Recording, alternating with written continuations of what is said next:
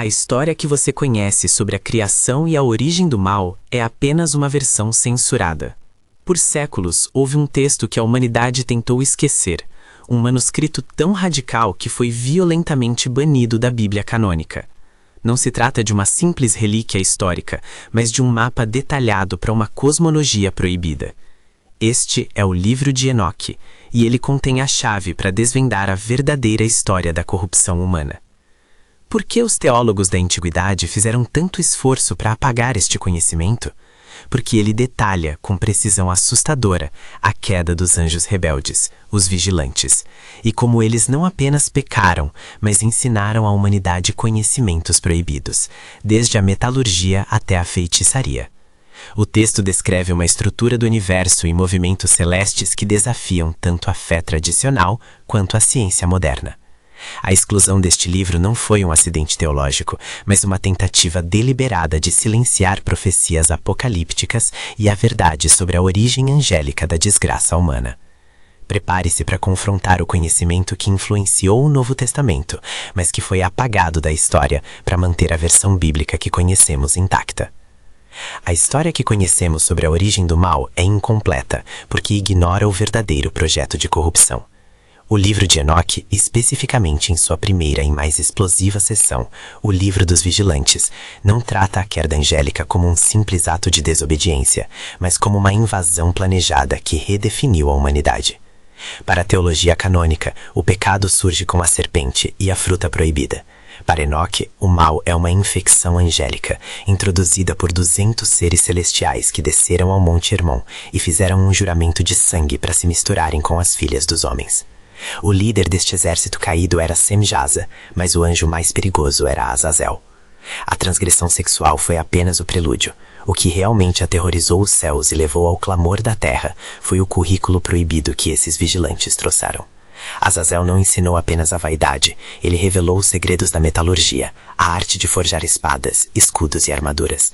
Ele transformou a humanidade em uma máquina de guerra, introduzindo o derramamento de sangue em escala industrial.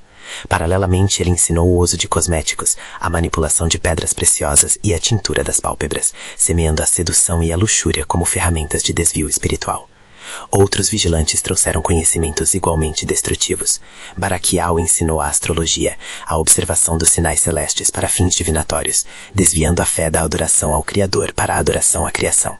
Cocabel revelou os sinais das estrelas, e de forma mais sombria, a arte da feitiçaria, o corte de raízes e encantamentos, foi introduzida para manipular a natureza e a vida, estabelecendo as bases para toda a magia negra e práticas ocultas que viriam a seguir.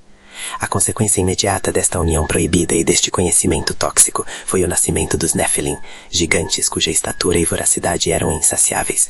Eles não apenas consumiram os recursos da terra, mas quando não havia mais o que comer, voltaram-se contra a própria humanidade. O livro de Enoque detalha que a violência e a iniquidade se tornaram tão extremas que o clamor das almas dos homens alcançou os ouvidos do Altíssimo. A narrativa de Gênesis 6, que menciona a existência dos gigantes e a maldade que levou ao dilúvio, é apenas um eco condensado da cosmologia catastrófica detalhada por Enoque. Este texto não foi banido por ser uma fantasia, mas por ser uma teologia alternativa radical. Ele desloca a responsabilidade do pecado original de Adão e Eva para os anjos caídos, sugerindo que a corrupção humana é na verdade uma contaminação angélica. Se o mal veio do céu, e não apenas da fraqueza humana, isso reescreve a história da salvação. O Livro dos Vigilantes, portanto, não é apenas um registro apócrifo. É a evidência de que a versão da criação que prevaleceu foi aquela que convenientemente silenciou a origem cósmica da desgraça humana. O que a Bíblia canônica omitiu foi a prova de que a nossa história é uma tragédia cósmica, onde os culpados são seres de luz que traíram seu posto. O livro de Enoque não se limita a expor a origem da corrupção terrena. Ele se aprofunda na própria arquitetura do universo. Depois de testemunhar a queda dos vigilantes e o caos gerado pelos Nefilim, Enoque é elevado aos céus, não como um mero observador, mas como um escriba cósmico, encarregado de mapear o funcionamento interno da criação. Esta é a essência do que os estudiosos chamam de Livro do Céu dos Céus, ou Livro Astronômico, uma seção que desafia a cosmologia simplista aceita pela teologia tradicional. O que Enoque descreve não são apenas visões poéticas, mas um sistema detalhado de mecânica celeste. Ele detalha os 6 portões pelos quais o Sol e a Lua entram e saem no horizonte, regulando as estações e o tempo. Ele explica a complexa interação entre os luminares, revelando que a Lua tem seu próprio sistema de luz, que é medida e distribuída em partes exatas. Esta precisão matemática, quase científica, era o segundo motivo pelo qual o texto se tornou uma ameaça existencial ao sacerdócio estabelecido em Jerusalém. A revelação astronômica de Enoque não era apenas curiosidade, mas autoridade. Ao detalhar o movimento exato dos corpos celestes, o livro estabelecia um calendário sagrado que entrava em conflito direto com o calendário lunar adotado pelas autoridades do templo. Enoque defende um calendário solar perfeito de 364 dias, dividido em 4 trimestres exatos. Este sistema garantia que todas as festas religiosas caíssem sempre no mesmo dia da semana, refletindo uma ordem divina imutável e previsível. Para os grupos que adotaram Enoque, como os essênios de Qumran, este calendário de 364 dias era o verdadeiro tempo de Deus, enquanto o calendário lunar, sujeito a observações e ajustes humanos, era visto como impuro e corrompido. Controlar o calendário na antiguidade era controlar o poder religioso e político. Era determinar quando o povo se reuniria para adorar e, crucialmente, quando os sacrifícios seriam oferecidos. Ao oferecer um sistema de tempo alternativo e divinamente revelado, Enoque minava a legitimidade dos sacerdotes que gerenciavam o templo. O livro astronômico, portanto, não foi banido por ser uma ficção mal escrita, mas por ser um manual de subversão teológica e prática. Ele fornecia aos dissidentes a base para afirmar que a adoração oficial estava sendo realizada no tempo errado, desrespeitando a ordem cósmica estabelecida pelo próprio Criador.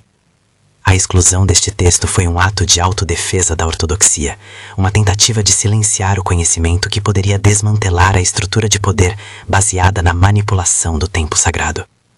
A precisão de Enoque sobre o cosmos não era apenas uma descrição do céu, mas uma exigência de pureza ritual e uma condenação implícita àqueles que haviam adulterado o tempo de Deus.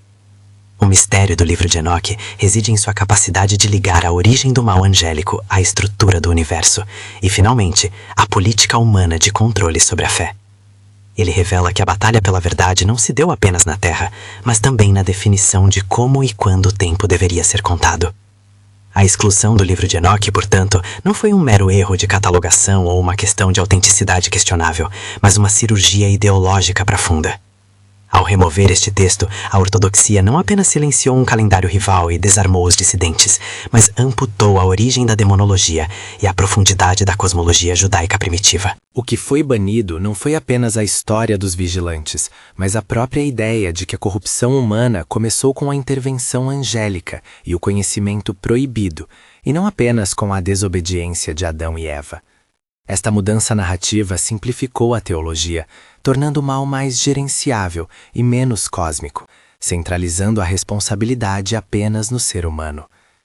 O paradoxo supremo, contudo, reside na incapacidade do banimento de apagar completamente a sua influência. Embora o corpo do texto tenha sido rejeitado, seu DNA permaneceu incrustado na fé que o censurou.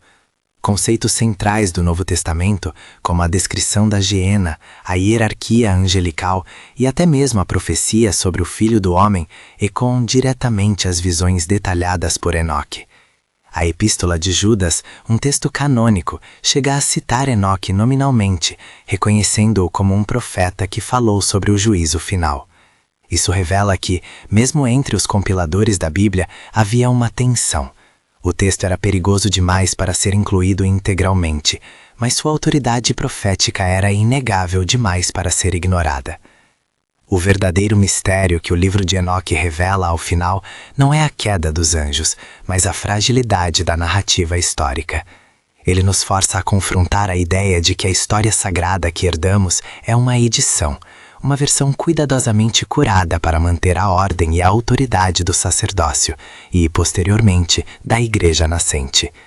A exclusão de Enoque foi uma manobra política e teológica para consolidar o poder, garantindo que a fonte do conhecimento sobre o cosmos e a origem do mal estivesse sob controle centralizado e não nas mãos de visionários ou grupos dissidentes. A redescoberta de Enoque nos manuscritos do Mar Morto e sua preservação obstinada pela Igreja etíope não são meros acidentes arqueológicos, são a prova de que o conhecimento, uma vez revelado, resiste ao esquecimento.